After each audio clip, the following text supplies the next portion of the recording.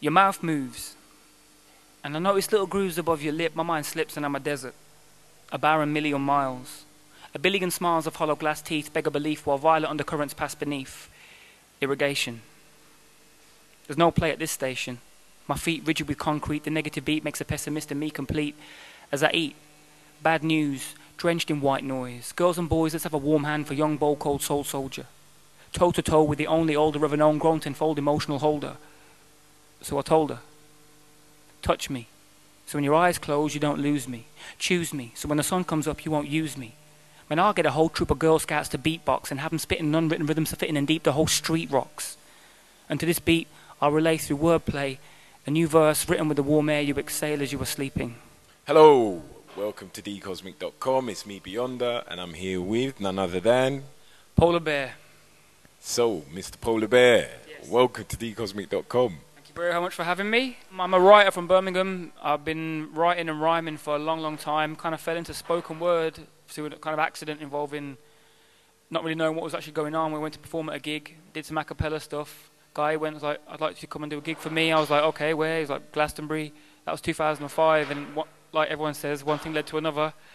And now it's kind of like my life. I mean, it's nice to be able to tell stories. My whole thing is I just want to tell stories in a way that makes sense to me back then and where I'm from. So some people say I'm kind of rhyming, some people say they call it spoken word. I don't really business so much about it, just tell a story in the best way it seems to come out. So that's my thing, stories. Okay, fantastic. I mean, I know you also write plays as well. Yeah, that's kind of like, it sounds really kind of grand. I mean, I've written dramatic monologue for myself and for other people. I've written kind of dramatic pieces for ensemble performance for other people. Getting more into that, I mean, I think it's important to step out yourself sometimes. So it's just all beneficial, whether you're writing for yourself or other people, just to keep trying to tell. You can't tell every story yourself; it doesn't make sense. But there's just so many stories to tell. So whatever a story is meant to be becomes quite clear early on. So if it's meant to be for other people, I kind of twigged that quite early on. So just run with that, and it's not stopping. It's not stopping, and I'm all right with that. And I mean, I was 8 years old when I saw a program. One of them David Attenborough ones, and it was like basically I was real small as a kid, used to get pushed around a little bit, and it basically this David Attenborough said that polar bears were the only animal on the planet with no natural predator except themselves and man didn't really count, so basically nobody messed with the polar bear. And I was like, should have been a polar bear, so I'm gonna be a polar bear. You're gonna call me polar bear, but my mom wouldn't. To this day she won't. Okay, well, you know, it's like, no. It's good. It keeps you grounded, I guess. It's probably best that your own mom is not calling you, an animal. What's going on for you at the moment? What's the future looking like? Anything exciting? Yeah, man, all good at the minute. I mean, to be honest, I've been doing less and less spoken word kind of gigs and getting into trying to push my own kind of storytelling kind of form. At the minute, I've written the first half an hour of basically a screenplay that I'm speaking. And I'm developing the second half an hour of that. That's going to be on down at the BAC in the new year. I'm writing for other people as well. Again, a lot of people who back in Birmingham who maybe wouldn't get a chance to perform in theatres. A lot of rhymers, a lot of kids from where I'm from who don't know anything about theatre but have stories to tell still. So I'm involved with a lot of projects where I'm bringing through. I call it young writing. It's good writing. Doesn't matter how old they are, but new writing they call it. So I'm involved in those kind of projects. And a couple of music things going on as well. I've got my Afro Bear project, which is kicking off now nicely. So it's exciting. It's exciting times, man. Okay, Afro Bear, what's that? Afro Bear is myself and my boy from back in the day, Afro Saxon, and an amazing singer called Stack. The three of us get together, write tracks, generate about at least a song a week, and we're going to create this thing where we'll gig every now and again, but what you basically got is a presence online where you can just go download these tracks, be bumping them on the tube, and it just doesn't stop ever. Kind of no gig will be the same, if you know what I mean. So there'll be constantly, it won't be like an album then we tour and go, it'll be like boom, the tracks do not stop. It's just a whole database because we're just beasts and we can't basically one person will write something and be like, yep, I can write to that, boom, a three-way, and it's like it just does not stop. And it's exciting, man. I'm well chuffed with Afro Bear at the minute, to tell you the truth. Okay, fantastic. Sounds very, very original, very interesting, innovative, and using the technology that's available. Yes, yeah, which kind of funny because the three of us aren't the most technologically proficient people, but in essence, it's just translating what we would do and putting it online, the kind of the fun and the process, I guess, rather than, you know, a show. Have the rough version of this track, have the remix, the 17th remix or something, have an a cappella, take it all. I know when I like someone, I want to get everything they've ever done. So we just have the jokes where it went wrong and the rehearsal was recorded and the man's just laughing in the background, falling over the head, but in the mic. Have it all. Because it's like, it's a slice of personality. So I think it just feels like what's exciting for us, hopefully, is exciting for other people as well. But I guess we'll see. I mean, I know one of the things you've really done was your one-man show last year. What was that? That was the story. That was a dramatic monologue that I wrote on the back of like, kind of doing spoken word pieces for a while. I wanted to push myself and see whether I could tell a story that was longer and more dense and kind of layered.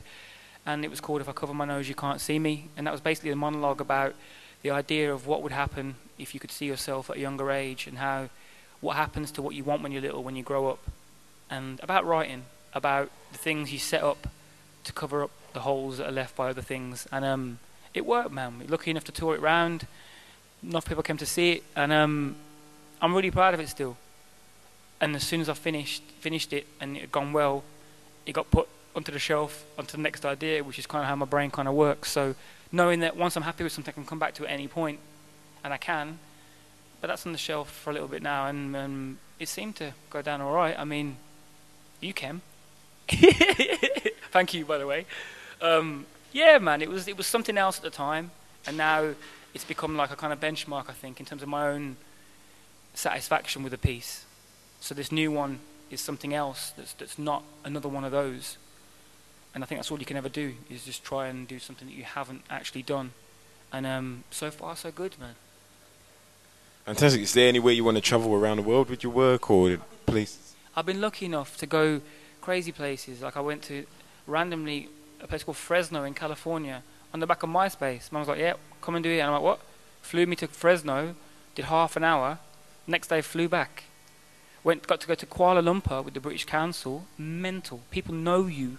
You forget the internet is not just this country, so you just don't know who knows about you. And I've been around Europe a little bit as well, and it always kind of blows my mind, and then I forget it. It's almost like I can't handle it, so I don't keep it there in my head. I let it go kind of away, and then you kind of like you get messages, man, from a shack in Iceland.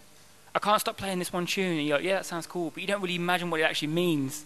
It's nuts, and I think it's amazing. I think it's like, if anyone can feel it from such varied kind of backgrounds and places, then you must be doing something right.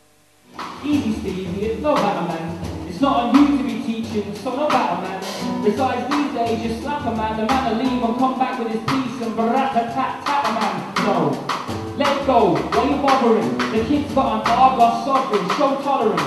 But it annoys me, these noisy boys with their noisy voice, back with the bus, noisy toys, boys. There's no bass in your ringtone beat, and your ring's so cheap and your chip's so neat, nonce. And I've never seen you offer your seat to an 83-year-old geezer puffing and wheezing once. Son, you're gonna learn respect. And I heard you say it's never gonna earn a check. Now is it? I done stuff you never heard it yet. And a murderer is winning not a firm investment, is it? So, and that's when everything stopped. And a gold-plated penny dropped in the slot at the front of my mind. You see, I'm my old man, and this kid is me. Same place, different time. dcosmic.com. This is Polar Bear. Check him out. You understand? You've gotten a bit of flavour. You've seen the man in the flesh. You want to know more. Polar. How did they get to find out, to see you, or to find out more? Cool, right. I can actually say this and mean it now. My website will be up tomorrow or the day after, which is www.homeofpolar.com. Always check the MySpace, because I put stuff up there that I wouldn't necessarily share every time, and that's Polar Bear Spoken. Google me. Google spoken word Polar Bear, and some things do come up. All right. Well, dcosmic.com. You saw him here first. You know, when you go and check him out on the big scene, you can say, oh, yeah, we saw him on dcosmic.com. Yeah, you know, it's coming to a town near you, international. It's me, Mr. Beyonder, and Polar Bear. Thanks a lot, mate. Well, it's been a pleasure having you, sir. Yes, mate. Nice. All the best.